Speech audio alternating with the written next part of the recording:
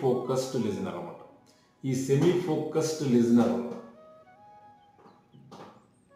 కాసేపు టీచర్ చెప్పేదాని మీద కాన్సన్ట్రేషన్ చేస్తారు, మరి కాసేపు వీళ్ళ ఓన్ ఆలోచనలకి ఊహాగానాలకు వెళ్ళిపోతారు.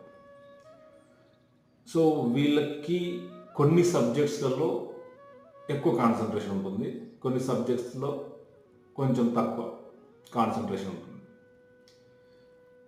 వీళ్ళకి ఒకవేళ ఏదైనా సబ్జెక్ట్ తెలిస్తే, ఏదైనా టాపిక్ తెలిస్తేనే ఎగ్జైటెడ్గా ఉంటారు, లేదు అంటే నార్మల్గా ఉండిపోతారు.